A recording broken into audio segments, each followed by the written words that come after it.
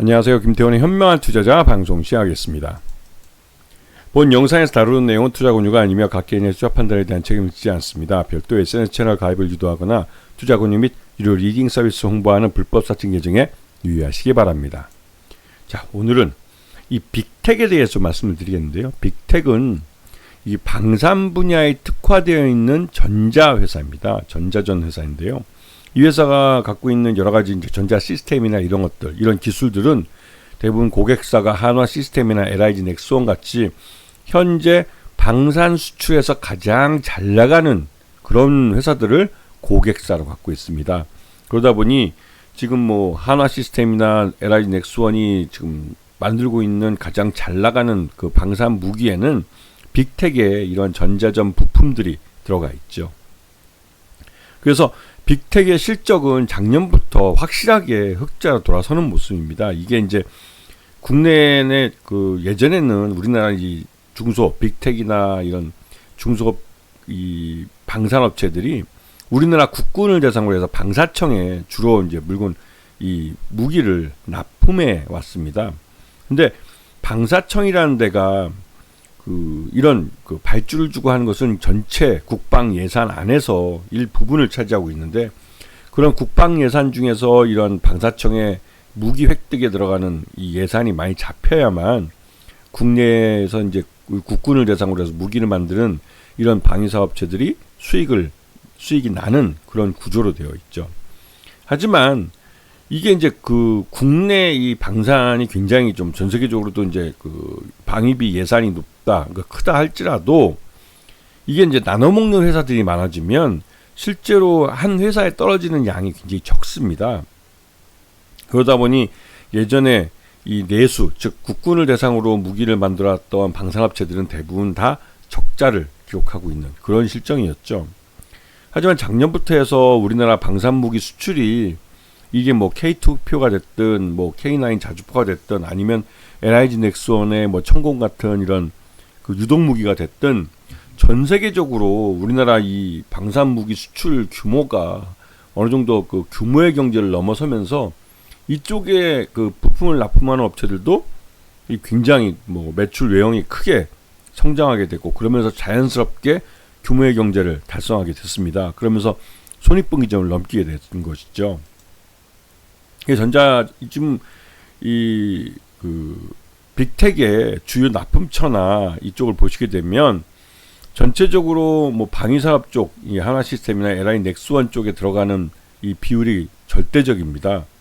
그래서 LIG 넥스원과 한화 시스템이 말 그대로 이제 이 실적이 좋아지면 이 빅텍도 동반해서 실적이 좋아지는 그런 구조가 되어버린 것이죠.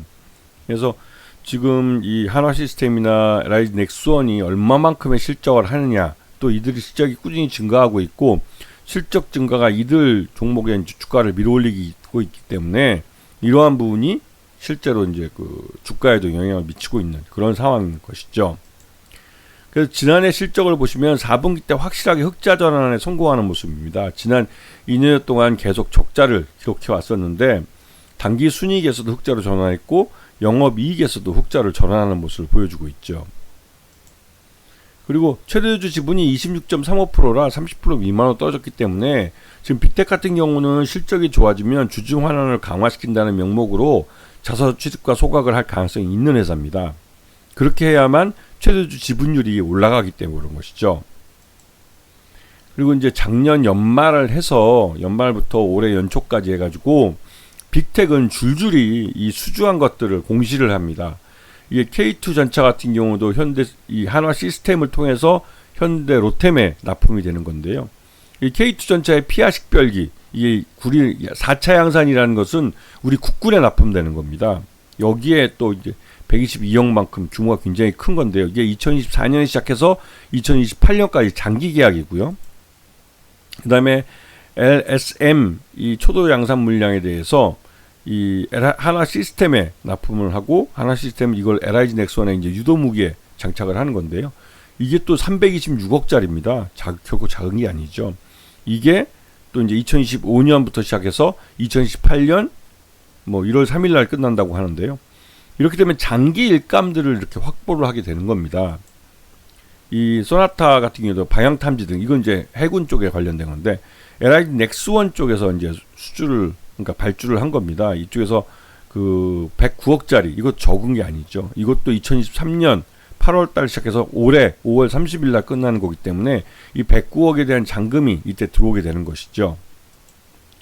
그리고 이 그 KDX3 배치 2에 대해서 들어가는 게 54억짜리가 있는데요. 이것도 LIG 넥스원 쪽에 발주를 받아가지고 2023년에 12월 달에 이제 이 시작을 해서 올해 8월 18일 날 계약이 끝나기 때문에 올해 잔금이 다 들어오는 겁니다. 그리고 폴란드의 K2 전차 2차 사업 열상 유닛 들어가는 것도 이것도 164억짜리 규모가 큰 거죠. 하나 시스템을 통해서 들어가는 건데 여기서도 2025년 4월 3일 날 계약이 시작이 돼서 2026년 9월 16일까지니까 이것도 한 1년 동안 1년 넘는 기간 동안 그 사업을 할 수 있는 거기 때문에 꾸준히 실적이 그러니까 이 실적에 도움이 되는 것이죠. 이렇듯 지난 연말부터 해서 올해 상반기 1분기까지 해서 이 빅텍은 하나 시스템과 LIG 넥스원이라는 주요 고객사로부터 발주를 받은 것들을 쭈루룩 공시를 했습니다. 이렇게 이제 공시를 한 것은 그만큼 장기 일감들을 갖고 있다는 것을 확실하게 시장에 알려주는 것이죠. 여기다가 이렇게 이제 최근 들어서 보시게 되면 이 외국인 투자들도 계속 빅텍을 사들이면서 지분율을 계속 끌어올리고 있어요. 네. 그리고 지금 빅텍 같은 경우는 주가가 지난 연말 흑자로 돌아선데도 불구하고 많이 흘러내렸었는데요. 근데 그 이유는 뭐 말 그대로 이제 그 트럼프가 집권을 하면서 전 세계적으로 전쟁이 많이 줄어들 것이다라는 그런 그 우려감, 그리고 때문에 러우 전쟁이 끝나면 이런 방산에 대한 수요가 많이 줄 거다라는 불안감이 있었는데 이게 오히려 최근 들어서 북한에서 5,000톤급 그 전함을 군함을 이제 진수하고 하는 걸 보면서 북한과 남한 간의 군비 경쟁이 다시 시작될 수 있다라는 불안감. 물론 이 불안감은 이 남북 관계가 나빠졌다는 그런 방증이기도 하면서 또 한편으로는 우리나라 이제 그 국방 예산이 늘어날 수 있다는, 그래서 앞에 설명드렸듯이 기본적으로 빅텍도 그렇고 이 우리나라 국군을 대상으로 무기를 만드는 회사이기 때문에 우리나라 방위비 예산이 늘어나면, 국방 예산이 늘어나면 그 빅텍이나 이런 회사들은 실적이 좋아질 수밖에 없는 겁니다. 그런데 작년 연말에 주가가 하락할 대로 하락을 해서 4,000원대 미만으로 떨어져 버렸기 때문에 지난 4월 9일 날 3,605원을 찍었는데요. 이때는 작년 실적 기준으로 봤을 때 빅텍의 적정 주가는 한 4,000원 정도예요. 그래서 그 4,000원 선을 회복하는 정도를 넘어서 이제 올해는 아까 앞에서 말씀드렸던 그 발주 공시들, 이 공시된 것들이 이제 그 올해 계약 기간이 끝나는 거로 해서 이제 잔금이 들어오고, 하여튼 이런 것들 때문에도 빅텍의 실적이 올해 굉장히 좋아질 가능성이 크고, 남북한 간의 이제 긴장 때문에도 이제 군비 경쟁이 일어나면 말 그대로 이제 방위비 예산이 늘어나기 때문에 이 빅텍 같은 경우는 그 수혜를 확실하게 봅니다. 그리고 인도와 파키스탄 간의 전쟁으로 인해서 인도에 대한 방산무기 수출이 또 급증할 수가 있어요. 이미 K9 자주포 같은 경우 200문을 거기다 수출한 경험이 있는데 그 200문의 그 K9 자주포가 굉장히 좋은 호응을 얻고 있고, 그에 따라서 K 방산무기에 대한 인도에서의 수입이 증가할 수 있고, 여기에 대해서 인도가 하나의 또 큰 시장이 되어줄 가능성이 큽니다. 이러한 부분이 시장에서 빅텍에 대한, 주가가 많이 하락해 있는 이 빅텍에 대해서 저가 매수가 들어오는 그런 계기가 되고 있는 모습이 있죠. 아시겠죠? 이거는 다른 방산주도 마찬가지입니다.